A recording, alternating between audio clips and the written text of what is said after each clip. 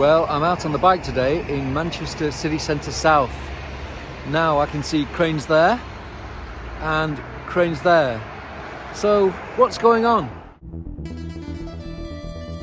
Apparently nothing is the answer to that question in relation to the former London Road fire station next to Piccadilly Station, marking the gateway into Manchester city centre from the southeast along the A6. It was built in 1906 and served through the mid-20th century, including the Second World War, and was vacated in 1985 when the fire service moved into more modern premises. After that, it stood mostly empty for many years.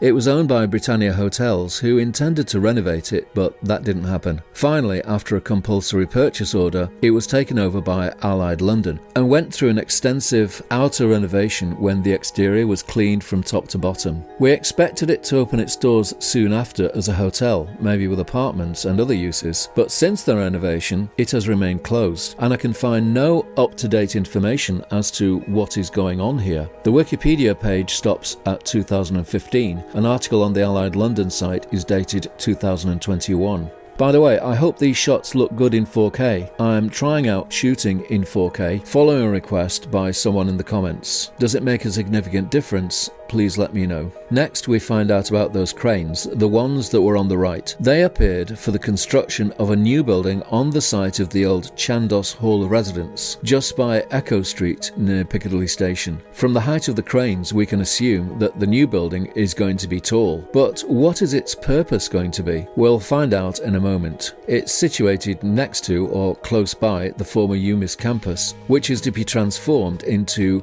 ID Manchester, an ambitious innovation district. I skimmed through the Strategic Regeneration Framework PDF, very detailed. The distinctive Reynolds building with its zigzag east facade is to be retained. This visualization gives an idea of how this area will look. There's the Reynolds building on the left. Here's an aerial view. We can see how it's divided by the busy railway line running from top right to bottom left. That's the Sackville Street building in the top left, another masterpiece of university architecture. The old campus has long since been vacated, but some of the signs are still there, as well as this attractive sundial. Not much use on a cloudy day like today, and please note I don't wait for sunny days to make videos now, I have to keep up the pace. The extension to the Sackville Street building is a magnificent piece of architecture with rich architectural detail, but can you guess when it was built?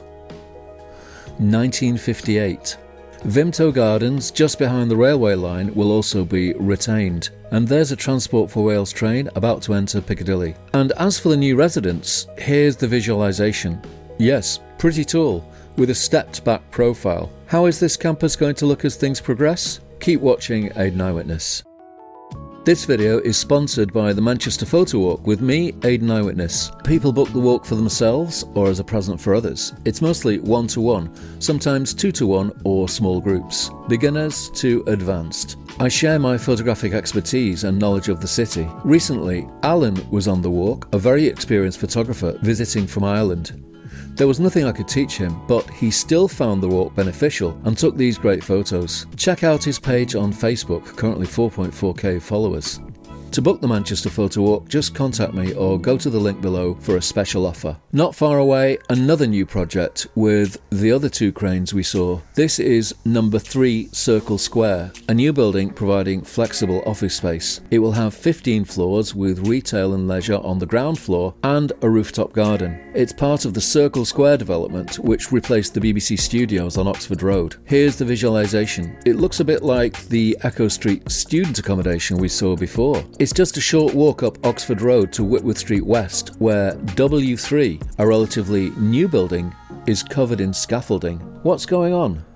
Cladding replacement as a result of new fire regulations. This is a major project that's been in progress for most of 2023. The aluminium cladding is being removed.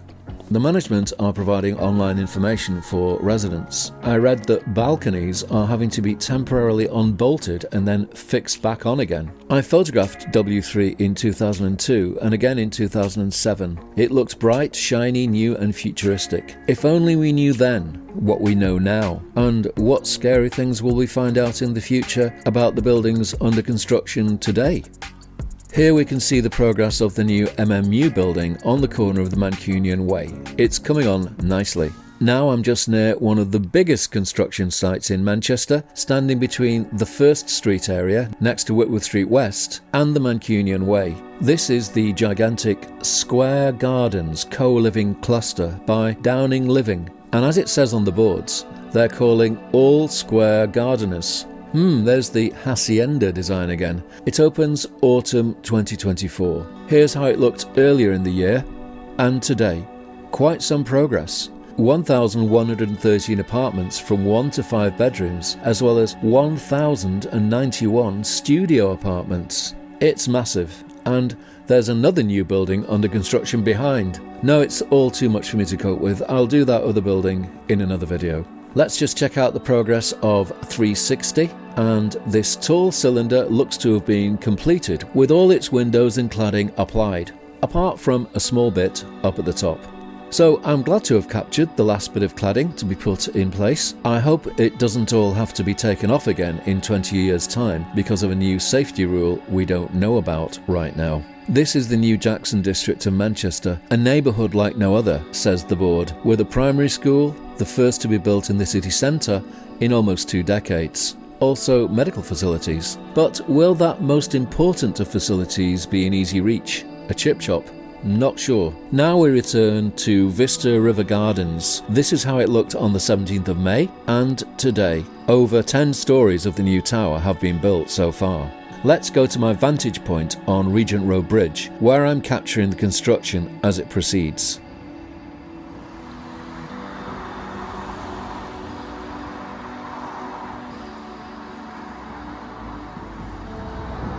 Interesting floor layout. This building is going to mark the western gateway to Manchester city centre, coming from the M602 motorway. It's set to make a big impression, no doubt, and so I will continue to do my best to track the progress of construction of this and various other projects around the city centre, although it's a difficult task. There's so much going on, I can only take a representative sample. So please like the video, subscribe to the channel, post a comment, tell others, and as always, vielen Dank fürs Zuschauen und auf Wiedersehen in Manchester.